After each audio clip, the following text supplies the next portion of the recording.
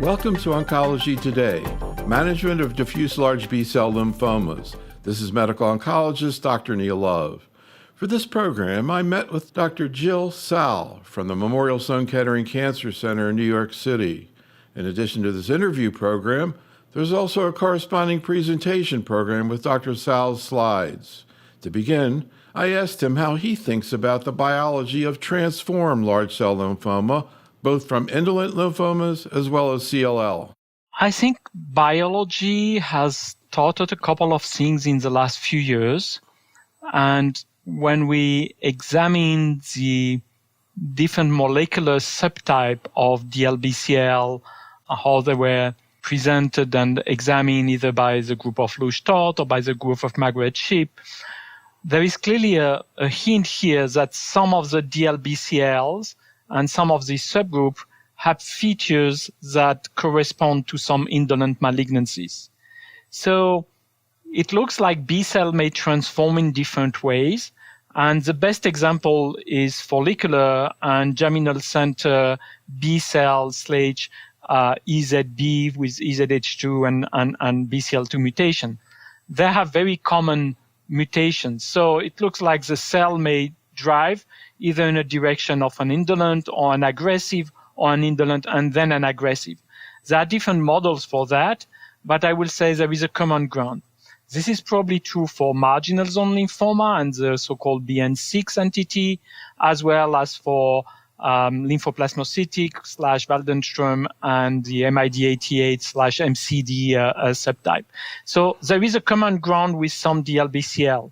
So I will say, obviously, clinically, it's very different to handle a patient that had a history of an indolent lymphoma, then transformed and had already received treatment from a one that is kind of de novo, but may have particular features reminiscent of these indolent subtypes. But I will say all of them are diffuse large B. Richter is slightly different because I think we still don't understand very well the biology of Richter. There are a lot of pathway, and probably the way they respond to therapy has been always disappointing in terms of people doing DLBCL. I have seen very superficially this abstract. I was just talking with my colleague here doing CLL, one of my colleagues, and I think that we have to be a little bit careful with early result with Richter's. I mean, I will say in the last 10, 15 years, I have seen a couple of drugs telling this is effective, immune checkpoint, venetoclax, things like that. And when we had confirmative trials, they were disappointing. So it's still very challenging, much more than transform follicular or transform marginal or something like that, which now with especially CAR T cell, for instance, have a better outcome. So yeah, I think we learn more that there is probably a common ground in the way B cell transform, leading to either indolent or aggressive disease or indolent and then aggressive disease. So yeah, they were mentioning that last night, the fact that, a lot of things you see responses and then the responses don't last too long. The other thing is in terms of BTK inhibitors.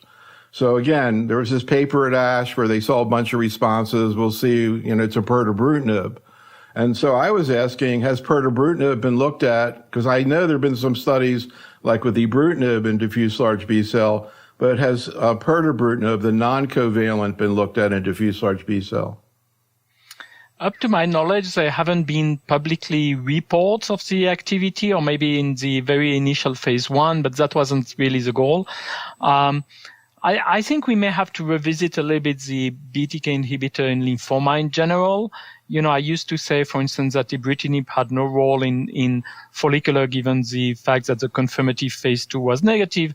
But then we heard last year in follicular the result of zanubrutinib in combination with obinutuzumab. And, the field may be relaunched. There may be different combination. It's a little bit the same for diffuse large B where, the Phoenix data with ibrutinib plus R-CHOP were negative, but there is a subset of very well molecularly defined patients that respond. So we have to continue to work in this field, and we should not throw the baby of BTK inhibitor with the bath and keep them as investigational drug in this setting. Another sort of macro question, and, this may seem really basic, but, I'm sure people have these thoughts, which is any comment in terms of why it is that you see cure in diffuse large B-cell, both up front and even on relapse, and you don't really see, that I know of, cure with, for example, indolent lymphoma or, CLL for that matter. What is it biologically you think that, why do we see cures? I don't think we have a good answer to this question of why do we cure aggressive lymphoma and don't cure indolent lymphoma, but a very simplistic explanation that we had years ago was that, rapidly dividing cells are more susceptible to chemotherapies than quiescent cells, and quiescent cells are probably the usual reservoir of relapses in follicular lymphoma or CLL.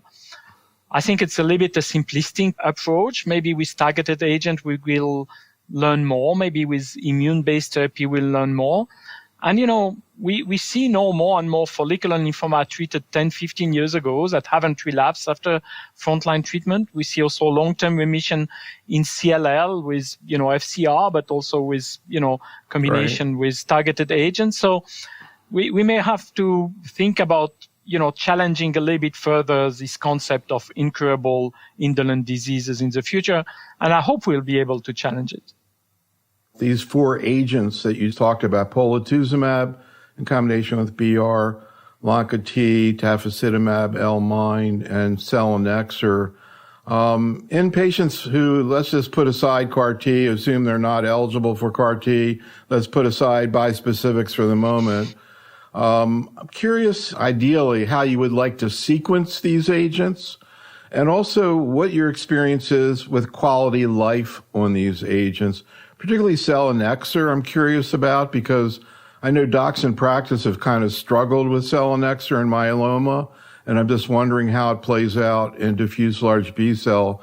But also the other 3 options, how you compare the toxicity, convenience, et cetera, and how you, right now, so again, sort of putting aside CAR-T and bispecifics, sequencing. Yes, I think we don't have clear guidelines, and it's only the experience. I will say, let's talk a little bit about selinexor. It's a challenging drug. It has an efficacy that exists, but is limited in terms of number of patients. But if you want to treat patients, as I said, you need to really intervene, monitor, help them to go through this drug. I do know anecdotes from colleagues having seen patients over 1 year with this drug and patients that were previously refractory. So there may be some very ideal patients, but as shown on this slide, we cannot identify them. So it may be worth trying in some patients, but I will say very few of us has an extended experience of this drug because very few of us use it in real life. So despite anecdotes here and there, I cannot say, that we are very enthusiastic to use this drug compared to the 3 others. Regarding the 3 others, I think we have different profile of side effect. BR-POLA is a classical chemo regimen. Patients are coming regularly. What is really interesting with POLA-BR is that we get this 40% response rate, CR rate, even in patients that are refractory. And I think it's, you do see patients, you may not expect that. And they are in CR, and some of them maintain CR. And it's a good regimen, and it's, I will say, manageable like any other chemo-based regimen. Infections, neutropenia are a common side effect. If we go to Tafalen, I think it's a pretty well-tolerated regimen, but it's cumbersome. And it's cumbersome because patients have to come 3 times in the first week and then every week for the first 3 months. Then you have to manage the toxicity that is associated with LEN. We have some patients with rashes. We have some neutropenia, some thrombocytopenia. I will say that in my personal experience, I haven't seen, patients that need a platelet transfusion. I haven't seen febrile neutropenia.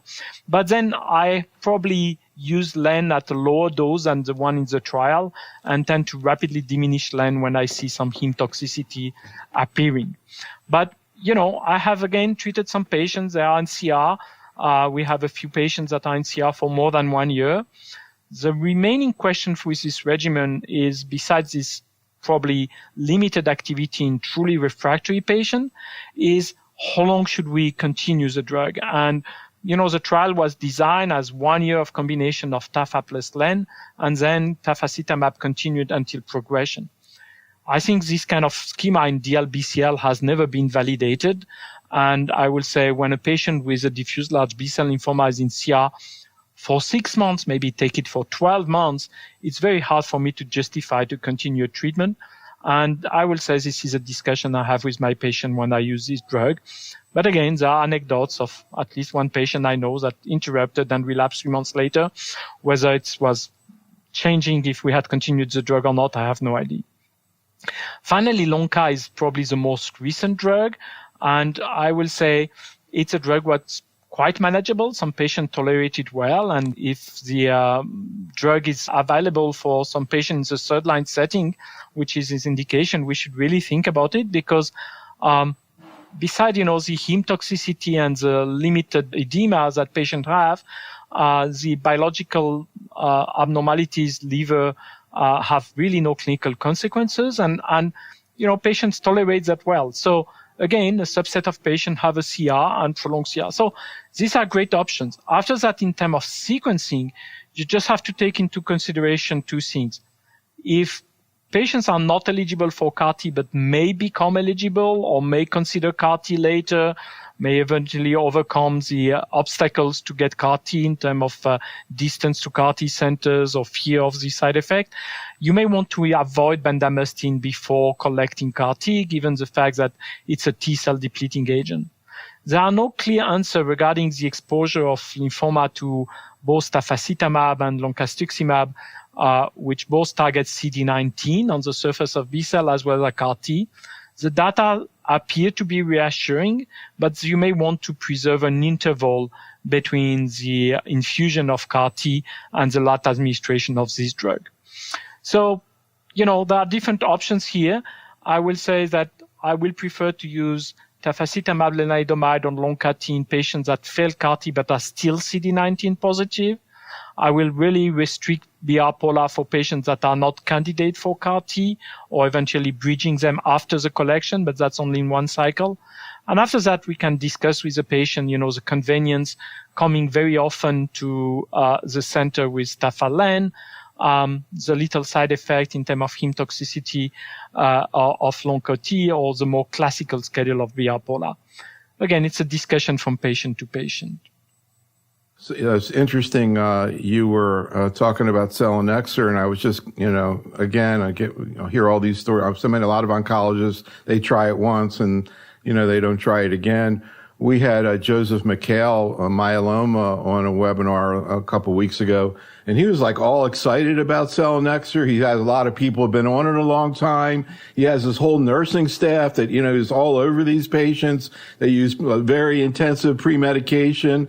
And, he's one of the few doctors who, kind of speaks positively, but I kind of wonder whether or not, maybe it does have activity if you could figure out a way to give it, more comfortably. No, it has activity. The question is, you have a 30% response rate. Maybe if you give it with more supportive measure, you will have a little bit of increase of that, but the CR rate may still be limited. So, compared to other agents that are presently available, it's very hard to say. But, again, anecdotes of patients refractory to many chemos and still on drug for prolonged period. You just, as you said, have to really accompany patient with supportive measure, have nurses monitoring the patient for their weight, for their appetite, using antiemetic, using olanzapine, for instance, or other drugs that will fight against, this kind of syndrome of waste, or you can use, like we use in the old days of oncology, progestatives, eventually, steroids, to try to bring back patients in better shape. Interesting. I'm curious, particularly in terms of tafasitamab, Lonca-T, and selinexor, what the plans are or strategies are in terms of future developments. You already talked about the Polarix trial and how POLA was brought up front. But yet you have so much going on with bispecifics and CAR-T. What's the thinking about Lonca-T, tafasitamab, and selinexor in terms of new trials? So I think, as you said, with polatuzumab, if it's broad frontline, I mean, we will use eventually for 1 or 2 cycles, when we want to control the disease before CAR T collection or for bridging. But I think it will not be a standard regimen for patients who have received it in frontline. Regarding tafasitamab lenalidomide, I think there is a trial which is called Frontmind or Firstmind, which is a trial combining tafasitamab lenalidomide with R-CHOP. It's a randomized study. It's still accruing up to my knowledge. And I think we'll hear the result in maybe 1, 2, 3 years. I don't know exactly. The phase 2 data showed that it was feasible to combine, but maybe with some heme toxicity. And we will see how it fits. And, it's a very competitive field right now. Besides that, I think there have been no major trials that will fully position this combination in the setting. The same is a little bit true for Loncati, who has had a hard time to find a new space. Now it was probably the last one to come.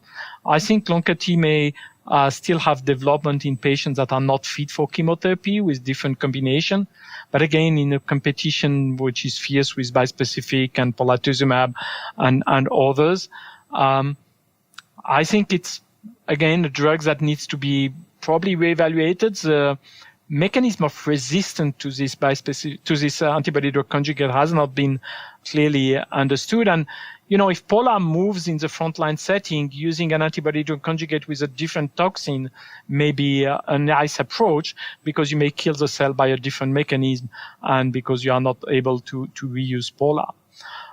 Regarding selinexor, I'm aware of a few trials with combination of chemo, but they were probably hard to develop. And I think what is interesting is that there were some attempts to develop a second generation of drugs targeting the same pathway. And if this comes true and it's better tolerable, that will be an interesting drug. When you think about bispecifics, any of these agents from a biologic or pharmacologic point of view that would make sense to combine with bispecifics? Well, if we are thinking in terms of mode of action, I will say bispecific are working immunologically, so you will like to attempt to work them with other immunologically based drug. So I think obviously lenalidomide is here, and that's what is investigated in trial in follicular lymphoma. With tafasitamab and lenalidomide, yes, this could be an approach, but you are bringing 3 expensive drugs here. You have really to show a benefit. With antibody-drug conjugate, obviously, there are trials with polatuzumab and mosunetuzumab, for instance, which are interesting. I think it's rather completing mode of actions rather than synergistic. It's additional effect rather than synergy. So with the approval of mosunetuzumab, also teclistamab in myeloma, and as you're saying, a couple here on diffuse large B-cell likely to come into practice. Of course, the general medical oncologist is asking, are we going to be able to give these drugs? And I'm curious, first of all, in a way, it's hard, I think, to separate out how complicated it is to give one versus the other. They all cause CR, it's kind of like they all come together in my mind. Even teclistamab, I can't even separate from the lymphoma drugs. From your point of view, when you think about, let's just stick with the bispecifics that you just discussed for diffuse large B-cell, how would you compare the challenge in giving them, CRS, the time sequence, and do you think it's feasible for a general medical oncologist to utilize these drugs now or in the future? What does it take to be able to give the drug? I don't even know. I assume most oncologists don't even have tocilizumab available. I don't think, do they? Well, they tend to have in large practices eventually, but, right. It's still challenging for them. I think this is a main challenge, I will say, for bispecific antibodies, especially those 2 drugs, glofitamab and epcoritamab. Bringing back mosun a little bit differently, they are less grade 3-4, and, sub-Q formulation will come in the future for follicular in 2 years. And I will say it's probably more easily manageable, but as you may have seen, it's a little bit less potent for DLBCL. So the development in DLBCL as single agent will focus on these 2 drugs or in combination in these 2 drugs. So I think there is really a challenge for the first months of therapy. And I will say what I'm rather an optimistic person and a reassuring person. I think it's probably not feasible to use this drug alone in your own practice without a strong supportive team, whether eventually helping the patient to monitor the risk of CRS with fever, with potentially a pulse oximeter. But that's very challenging in a single practice. So if patient community oncology have lab practice, have, nursing support or physician assistant support, well, I think they can organize that. And I will say it's really a minority of patients that will receive TOSI. It's a minority of patients that will need to be hospitalized. But again, you have to organize yourself with an hospital that is able to understand why do these patients come and what do they have to do. So there is a lot of education to be made here, and that will be the main challenge. But I will say it's essentially for the first month. So our larger centers are able to collaborate with more community oncology practice. I mean, we aim to do that, and I'm happy to help, and many of us are happy to help because it brings a benefit to patient. But clearly managing the first months needs some organization, some trained people, and ability to readmit the patient, 1-2 days after each injection. It's only temporary, so that's reasonable. It has nothing to do with the toxicity of CAR T. It's very limited in time. There is much less severe event. ICANS, neurological events are essentially of grade 1, 2, and they are very rare, but, it needs to be managed. What about eligibility for treatment? I kind of am getting the feeling that it's going to be like, the other non-CAR T eligible, Lonca-T, Tafelen, that most people are going to be able to get bispecifics? I think, the approval is targeting the third line setting. So after, patients failing 2 lines of therapy, many patients will have received CAR T, and it's quite encouraging to see that this drug are efficient in patients that fail CAR T. I've shown the data of EPCOR, but these are similar data for Glofit. I will say there is no possibility to differentiate these two drugs in terms of efficacy and safety at this time. It's just maybe one is convenient because of the sub-Q, but we have to see more mature result.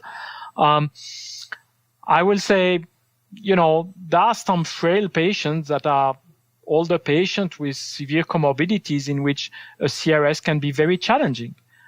Even a grade 2 CRS, if you have to admit this patient, if they have to administer fluid, if the patient have to remain on oxygen for 24, 48 hours, that's not a home run. So I will say, in theory, everybody is eligible. In practice, I think there are some patients that remains probably not very good candidate for this drug.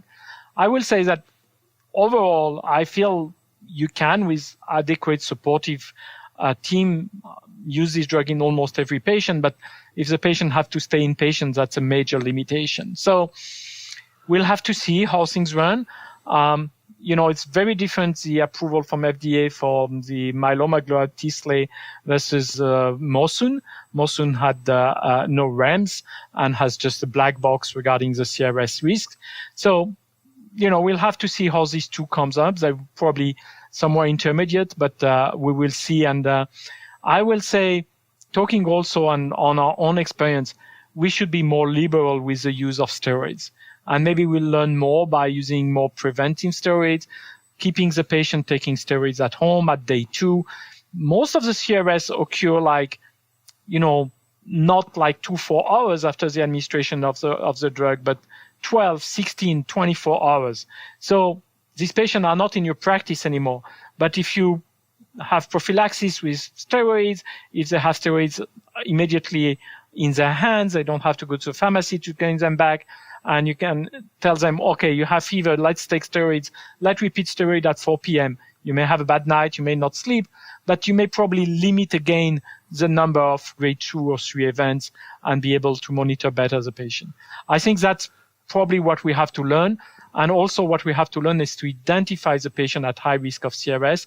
And so far, we haven't seen convincing data, but I think this will be very important. Just to finish out on eligibility, what's your vision in terms of eligibility for CAR T, particularly, let's say, as compared to autologous transplant? First of all, from an age point of view, what's the oldest patient you've sent to CAR T? And how do you view, what do you look at when you think specific, not just performance status, but what else are you looking at when you decide about CAR T? And are there a lot of patients who you think can get CAR T who, for example, would not be eligible for autologous transplant? Yes, there is clearly a much wider range of patients that are eligible for CAR T and were not good candidates for transplant. Even in some of them, we were pushing them for transplant. So I think the toxicity profile is different, and many patients can go through CAR T, especially with the 4-1BB product without major side effect. Having said that, what do I look for? I will say there is no age limit. Probably we treated a few weeks ago, months ago, a patient of 92. Whether that would be my preferred treatment, I don't know, but it's acceptable. So there is no age limit. The limitations are some of the comorbidities that may really impair our ability to manage the side effect. And among those are a poor cardiac ejection fraction. If you have a cardiac ejection fraction of less than 30%, this is clearly not a candidate for CAR T. If the patient have, medium cardiac ejection fractions, but, CKI and, some other comorbidities, a performance status of 2, well, this is not a candidate. But I will say, besides that, the major patients that I found not eligible or very difficult to manage are those patients with a pace of disease that unfortunately is not compatible with CAR T. These patients with, rapidly progressive disease, high LDH, that you are in difficulty with controlling during bridging, that need to be stabilized. You need to perform the collection, exactly 3-4 weeks after a cycle of chemo, and you have eventually the rebound of the disease. So I think that's where we need to improve, and, obviously treating them at the first relapse will help, but there are still patients quite difficult to manage here. And I will say a few patients are not candidate because of that. So maybe, when bispecific are approved, maybe we can improve the eligibility for CAR T. We don't have to oppose these drugs. Maybe, a wiser management. I think what is very important is to discuss CAR T early on nowadays. Besides the approval of the 2 products in the patient with early relapse and refractory disease, Lysocell has also an approval for second-line non-transplant eligible patient, which obviously broaden. As you may have heard, and the production line of this product is not perfect, and there are still waiting time, and we don't get the product as we wish we have. But when the company will have solved that, and we hope they will, it will completely broaden the number of patients that are eligible for CAR. And obviously, there is a distance to the CAR T centers, there is caregivers. Given that, I think that we'll see the result of bispecific in the long term, whether patients achieving a CR can maintain CR, because they may challenge the CAR T even in the second-line setting for this patient sometime. So let me discuss 3 cases to illustrate what we have discussed. The first case is a patient which I have seen recently. He is 67. He was diagnosed with DLBCL, has a previous medical history of mitral valve repair, but biological valve not taking blood thinner, ulcerative colitis, just topically treated, and was being vaccinated with COVID. He had a left half arm tumor in soft tissues, very visible on the patient, diffuse large B-cell lymphoma, non-GCB, high or median high proliferation index. It was called double expressor by on the double expression of c-MYC and BCL2 protein, and the FISH was negative for BCL2, MYC, and BCL6. We found minimal bone marrow involvement, but by typically large B-cell, and the LDH were elevated. So in fact, this patient had stage 4 disease, a very good performance status. If we look at the IPI score, he's older than 60, elevated LDH, stage 4, 2 extranodal cells of disease. So he's in the 4 IPI items, so high risk group. So, the PFS estimate with R-CHOP is 50-55%. And he has a medium risk of CNS recurrence. So the question is, what did I offer to this patient? What I discussed with him? I think we had one clinical trial that he said he didn't want to participate. That was a randomized trial. And we discussed the possibility of using polar R-chip, and I outline on this slide again the differences seen in patients with a high IPI or with a double expressor. And again, taken that with a lot of caution given the fact that these are subgroup analyses, but you can see that the difference in terms of 2 years PFS here is 10. So we proposed him for polar R-chip, and it was approved by his insurance. And I think he's receiving his 4th cycles right now. And he had a very good response at interim PET with Deauville score of 2. We had discussed the CNS prophylaxis, and at this time we are not really convinced this is a routine practice for patient. And given these features that he had, we decided not to go for any CNS prophylaxis for him. Can you describe situations where you do use CNS prophylaxis and what CNS prophylaxis you use? So there are some very specific groups. The first one are clearly patients with double-hit lymphoma, high-grade B-cell lymphoma. We usually use dose-adjusted R-epoch, and we use intrathecal with dose-adjusted R-epoch, how it was described in the initial regimen, rather than high-dose methotrexate. There is then the patient with very specific localization. The most demonstrative one is patient with testicular lymphoma, and we tend to use IV high-dose methotrexate at the end after completing our job. Then there are these patients with higher risk, and I will say it's a patient-per-patient decision. We propose it to some patient with high risk, probably similar to the one that we just described. I think with him there was a discussion, and we explained to him the risk, and he was not really interested in going the path forward. But I will say in a similar patients almost, some patients have said, yes, let's go for it. So I think we have to explain to the patient that this is 2 additional cycles, requiring usually an inpatient stay, monitoring of methotrexate eliminations, and there is no demonstrated activity. So, some patients are willing to say, okay, there is no data, let's be aside. Some patients say, even if there is a very small risk, I prefer to go for these 2 additional courses.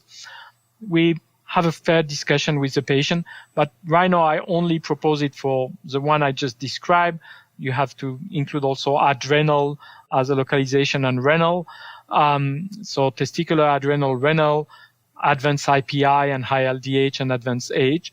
And I think we need to generate more data in this field, and maybe it will be either confirmed in some patients or abandoned.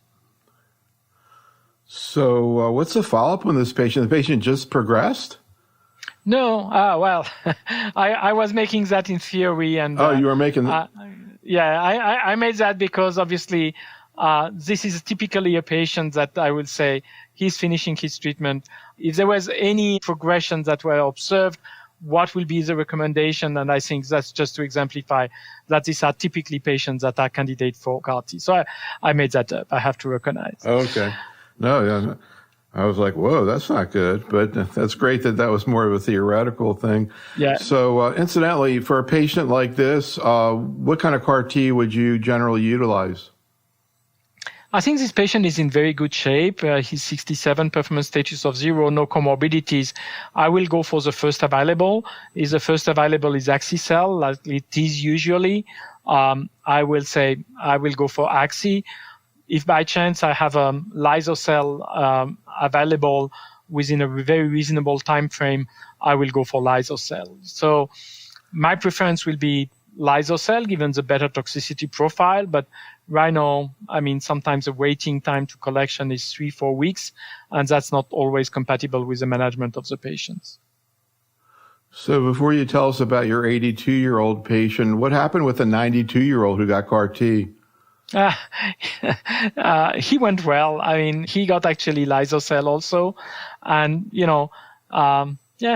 went, he had CRS grade 1 and he went out and he, CRS grade 1 is 2-3 days of fever and a little bit of steroids. So patient goes in the residence near the hospital at day 10 or 11, they come 3 times a week until day 30, sometimes only 2 times a week if nothing happens. And they can go home after that and be seen every month and just to monitor for CR. He reached a CR, and that was at 1 month. I don't have some follow-up, but I think we are encouraging. Obviously, I will privilege that for, I will say, good candidates, which are patients with not major bulky disease, not high LDH, because this patient can go quite well within the CAR-T process and tolerate it well and have a long-term benefit. Awesome. How about your 82-year-old woman? Well, this is another woman who has a funny history because I saw her 1.5 years ago. Woman with hypertension, hypothyroidism, and a mild obesity. She had a history of follicular lymphoma that was treated with R-CHOP 19 years ago. So a very prolonged response to first-line therapy of follicular lymphoma. We haven't seen her at that time. In the summer of 2021, she had disease recurrence with groin lymphadenopathy, retroperitoneal lymphadenopathy, good performance status, normal LDH. She got a biopsy of the groin lymphadenopathy and was decided that this was follicular lymphoma. She received 6 cycles of Arbenda. But at the end of the treatment with Arbenda, she came up, as you can see in February, with this PET scan showing the regrowth of this left side groin lymphadenopathy.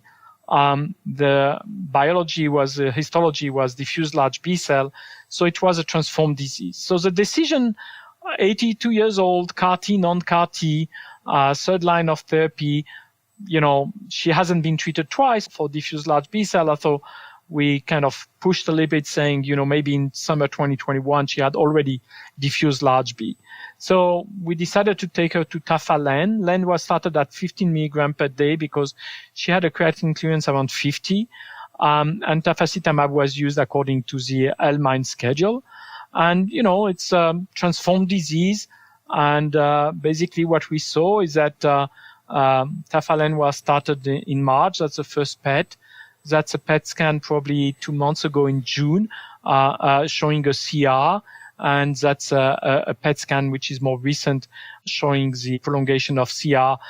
We are now, as you can see, almost 9 months. The question now is that recently in November 2022, she developed COVID. She had also a mild anemia, which we cannot really well explain. And the question is, well, typically, should we discontinue Len and tafasitamab? Should we discontinue only Len and continue Tafa alone? And if yes, for how long?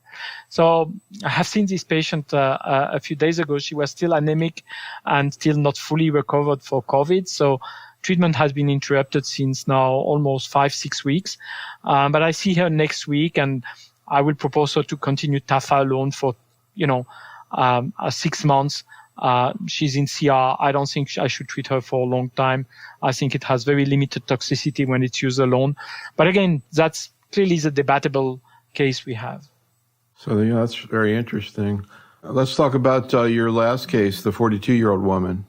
Yeah, that's a 42-year-old woman, not very easy to handle. As you see, she's a mother of 2 already at 42, recurrent ITI, and management in healthcare has not been always optimal. She was diagnosed with DLBCL in the summer of 2021 and received 6 cycles of R-CHOP in an outside institution, had an interim PET that remained positive, and unfortunately progressed 3 months after completion. I have discussed with her oncologist, and I will not have changed the management according to the interim PET, but I will have been careful for the risk of recurrence, but this had not prevented it. So the biopsy at the time of DLBCL recurrence showed DLBCL, so she was referred to me for CAR-T, and I think we bridged her with 1 cycle of BR-POLA after collecting the CAR-T, and she was stable after BR-POLA. She didn't respond to this regimen, and she received Axi-cel at the end of July 2022, as you can see. And she had at this time, as you can see, a mediastinal tumor, an adrenal tumor, and maybe a little spot here, mandibular. So she received Axi-cel. I think she has grade 1 grade 1 or maybe grade 2 for 1 day CRS, received a steroid on TOSI, but was discharged quite well. No neurological events at all.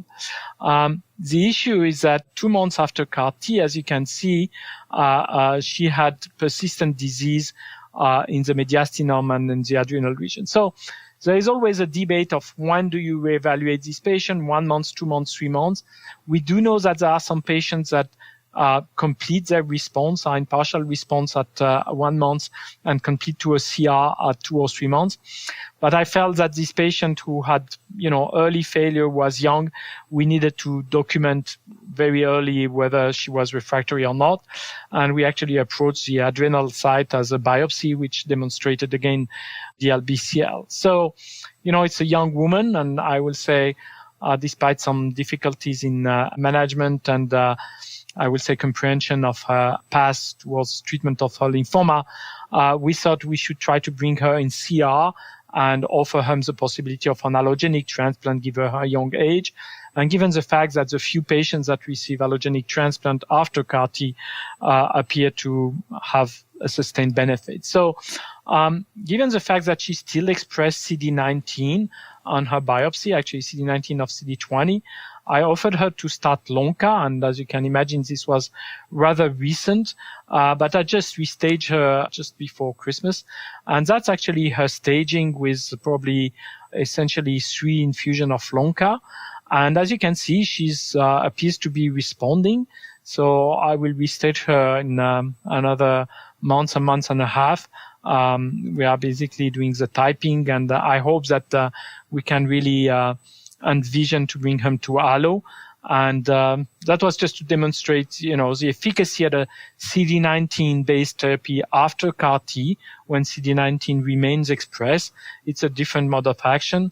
And we will also bridge her using radiation on these 2 spots that are the mediastinal and maybe the adrenal region if there is anything still left on a more clear examination of the PET. But, there is, as we said, most of the patients that failed CAR T are not doing well, and many of them have a very poor outcome. But there are a few patients that can be managed with new agents and eventually brought to another line of therapy. And I hope that we'll be able, now that we are using CAR T in second line, bring some option to these patients.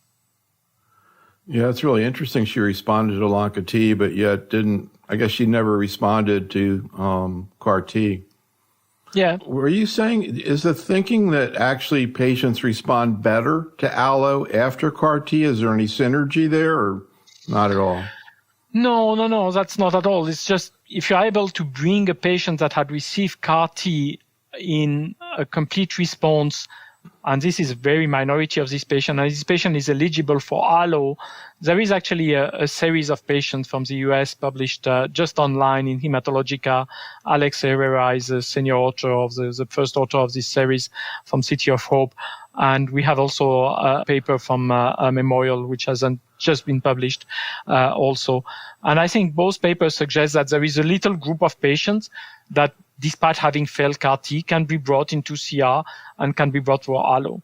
I mean, it's well known that I'm not a big supporter of allogenic in DLBCL, but we just have to think that there are a few patients in which we can manage. And yeah, some of these patients are probably cured a few years later. So let's keep that in mind as a possibility. This concludes our program.